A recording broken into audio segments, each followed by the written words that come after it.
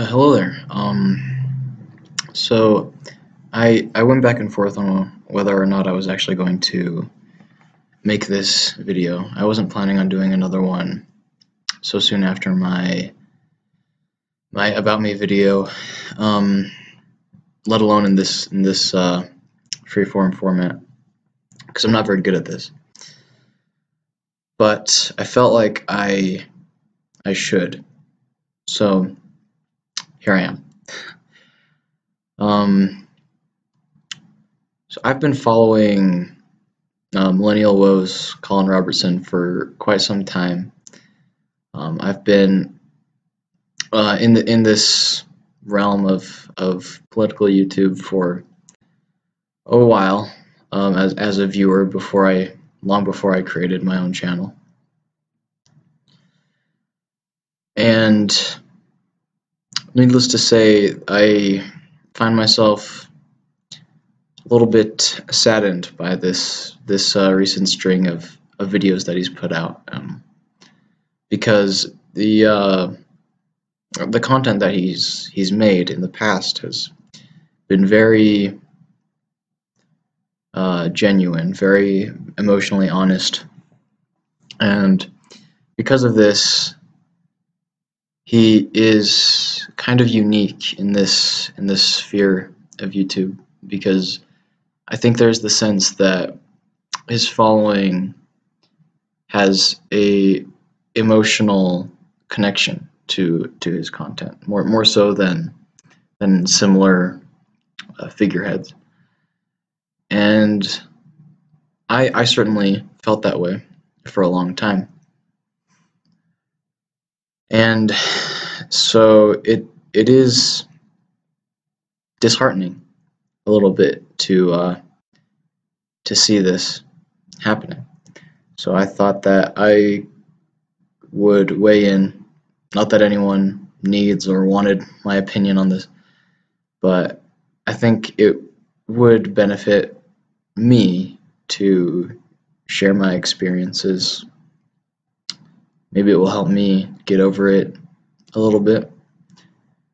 So, as I touched on briefly in my About Me video, my life has been shaped by religion, more so than a lot of people. I have also always struggled with social anxiety and depression, and when I was younger, this all came to a head because I was at a point where I was convinced that I did not want to be religious. I did not want any part of religious life. But I had always been a obeyer. I'd always been a rule follower. I never skipped a class in school. I never broke curfew. So on one hand, I was convinced that I wanted to be rebellious. But on the other hand, I simply didn't have the emotional or physical capacity to do so. This was coupled with me being very timid, very shy, very reserved, not really having a wide circle of friends and acquaintances that I could be emotionally sincere with. So I became very depressed.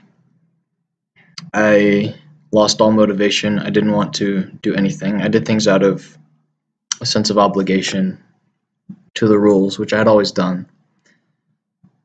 But at this point, I began to feel resentment towards it, and resentment towards myself for not being able to go through with my convictions. Because I was also always a very deliberate person. I did things for a reason. always. And so my decisions always came after a long period of thought and contemplation, and when I arrived at a conclusion, I wanted to go all in for it. I wanted to go all out. And this is a flaw of mine. I tend to be very intense, but I lack the ability to follow through on things a lot of the time. When I was younger, I was always making reckless purchases because I thought that I was going to be a movie maker at one point. So I bought a really nice camera. I thought I was going to be a musician, so I bought a guitar. Never used them consistently. But I would always go through a long period of thought on things before I acted upon them. And it would frustrate me when I ended up not being able to realize myself as I had envisioned. And this made me very depressed. I was floundering. I was doing school, that was it. I had no other skills. I was worthless outside of my grades. And that made me very haughty, very pompous to a great extent, because I felt that that was the only way that I could feel good about myself in comparison to other people, was to lord my academic achievement over them. And this did not improve my already subpar social life.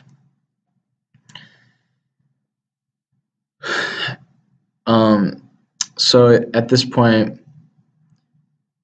I had a job, but that was it. That was the only thing I did outside of school.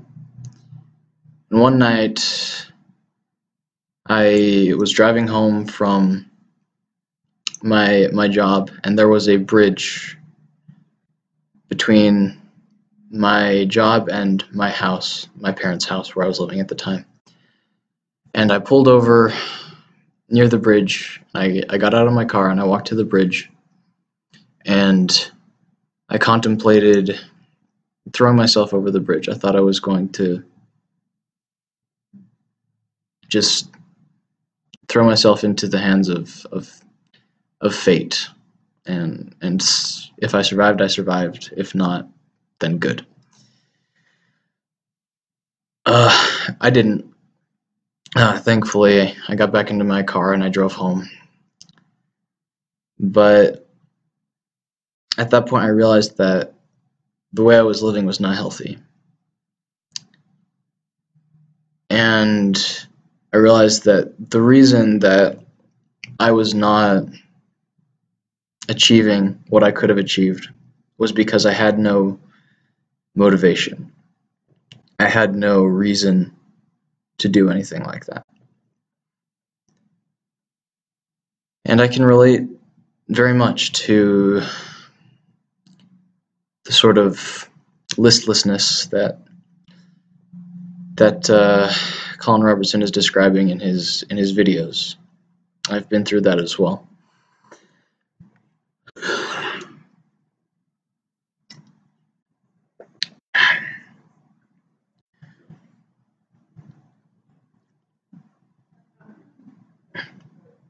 However,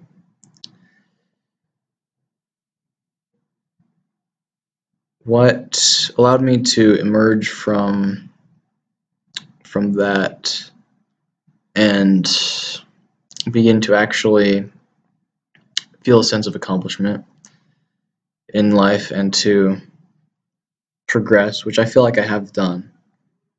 Maybe not to an admirable degree, or the degree that I would like, but I feel like I have improved somewhat. I was able to do this by accepting a religious framework into my life. And I feel like that is what is missing from this type of mentality of the neat, the aimless young man, is they quite frankly have no tangible reason to achieve. And I think this is resolved best by accepting the role of religion into your life, and whether or not that means actually coming to a belief in God. A set of religious rituals and religious principles and religious expectations goes a great way to driving you forward. And there is echoes of this in Millennial Woes videos. He talks about spirituality, he talks about pseudo-religion.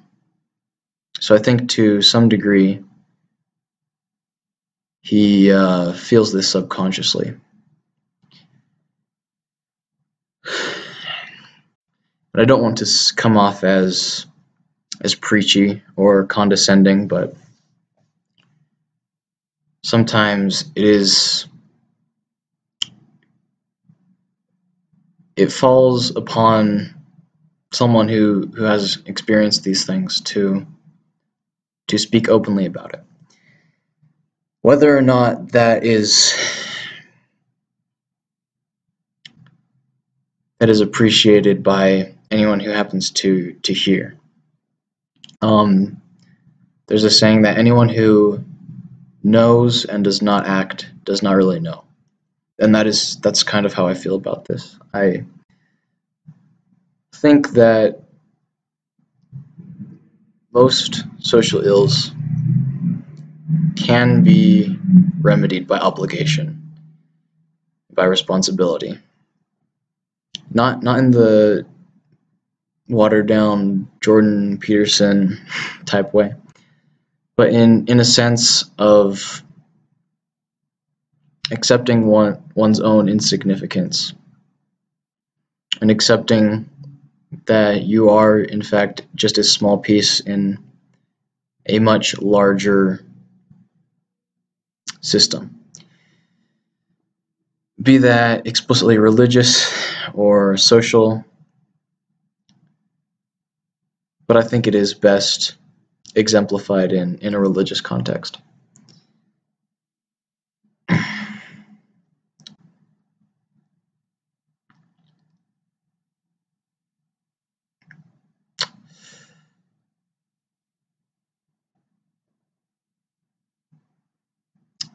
It was about this time in my life that I started taking martial arts as well, and this was extremely influential in my in the crystallization of my ideas. In the school that I attend, there is a set of required readings that you have to complete in order to advance to an intermediate level. And part of that is an introduction to the Confucian doctrines. And a big part of Confucius is just that, the subjugation of the individual will to the rules of propriety, as Confucius says. Filial piety, the sense of your own divine interconnectedness. And when you realize that, things like Millennial Woes was describing in his latest video, like social interaction, the need for certain social experiences that occur in your younger years, those things are exposed for the insignificant trifles that they really are. And when you understand that, it's very easy to grow up, as he said. It's very easy to forsake those things in favor of higher values. And it's very easy to find the desire to start a family that very day. Because it's no longer about you, it is about something larger than yourself. And when you understand that you are a direct link between heaven and earth in some small sense, you can't not respect yourself. And you can't not embrace these mature values. This is, of course, I don't want to sound preachy, but this is, of course, going to sound preachy. And I don't think that I'm better than anyone. I want to emphasize. Honestly, I don't think I'm even a good person. I don't. Imagine that I'm some sort of exemplar of moral virtue. I'm a very vain, jealous, insecure person. But I understand that those things are not what defines me. What defines me is my submission to a higher cause. And when I esteem myself in value in relation to that, rather than in relation to my individual virtues, because I will never be an admirable person. I will never be some sort of role model, as Millennial was describing in his video. It doesn't matter. It doesn't matter whether or not you're a good person or whether you're admirable, whether you esteem yourself as so. What matters is the degree of reference to something higher that you allow in your life. And I think that, quite frankly, is what's lacking both with modern society, but also especially in the alt-right. Because whether they like it or not, their movement is secular and, in that sense, hollow, just like the liberalism that they so despise, and that I despise as well, I should add. So they're approaching a virtue. They're closer than their liberal counterparts, but they fall short. That's why there is this persistent sense of emptiness in the members of their movement. It's not because society is denying them an identity or whatever it is that they may conceive of. It's because they're denying themselves fulfillment. Thank you for watching. I think I'm going to close it there. More videos to come.